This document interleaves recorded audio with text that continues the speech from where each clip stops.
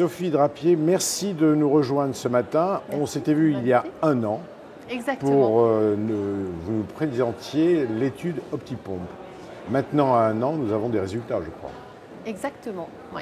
Quels sont-ils? Alors, on a les résultats de cette étude qui est une grosse étude, 142 patients inclus, prospective, observationnelle, française, avec à la fois une pratique des neurologues français autour de la pompe à apomorphine, comment font-ils, comment la mettent-ils en place, comment est assuré le suivi, et puis des résultats sur l'efficacité. Et le critère primaire de cette étude était la qualité de vie à 6 mois. Qualité de vie alors? Qualité de vie, confirmation que la qualité de vie des patients parkinsoniens sous pompe à 6 mois est améliorée de façon significative sur l'échelle de la PDQ-39, à la fois sur le score global de l'échelle, mais également sur des sous-scores moteurs et de bien-être émotionnel également. Quelles sont les recommandations que vous en tirez pour l'introduction très rapidement ou pas de cette thérapeutique? Ce qu'on en tire, c'est qu'on montre non seulement que ça marche, mais on montre aussi que c'est relativement bien toléré, à la fois sur le plan cutané, mais également sur le plan comportemental. Et finalement, quand on sait prendre son temps et qu'on arrive à introduire la pompe correctement sur les premières semaines, on voit qu'on peut passer le cap des premiers effets secondaires et finalement avoir une thérapeutique à la fois efficace et bien tolérée. Donc l'indication, à l'heure d'aujourd'hui, c'est les patients au stade des fluctuations motrices. Et d'ailleurs, là, on avait 100% des patients fluctuants qui avaient une douzaine d'années d'évolution. Après, l'idée, c'est peut-être effectivement de tendre vers quelque chose de plus précoce et d'envisager cette thérapeutique, non pas à 12 ans d'évolution, mais peut-être plus vers 6-7 ans, au moment où les patients rentrent dans les fluctuations motrices.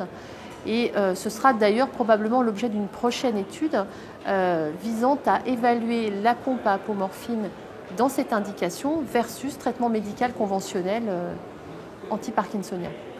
Donc traitement bien toléré, finalement, plutôt mais pas mal. Avec quelques petits effets secondaires et l'utilisation effectivement de molécules, dont une qui a créé une petite polémique assez récemment, le motilium. Ouais. Quelles sont les recommandations pour l'utilisation du motilium dans votre pratique quotidienne? Alors effectivement, ça a suscité la polémique, ce d'autant que le motilium semble relativement indispensable dans l'introduction et la mise en place d'une pompe à apomorphine, parce qu'il permet de contrôler les nausées, l'hypotension orthostatique. Ce qu'on a pu observer, c'est que la centaine de patients qui ont été suivis jusqu'à 6 mois n'ont pas eu de complications graves cardiaques ou d'effets indésirables graves en rapport avec potentiellement cette prise de motilium qui était pour la plupart des patients à forte dose, 6 comprimés par jour et de façon prolongée. Alors bien évidemment, cette polémique incite tout de même à la prudence, avec l'idée de tendre quand même vers la dose minimum et le moins longtemps possible. Peut-être chez les sujets à risque d'envisager un électrocardiogramme au préalable, mais pas non plus s'affoler de cette médiatisation autour des effets indésirables du motilium, qui de toute façon reste quand même le médicament pour les parkinsoniens. Il n'y a pas d'alternative comme type de traitement anti-nauséeux pour la population des patients parkinsoniens à l'heure d'aujourd'hui. Merci Sophie.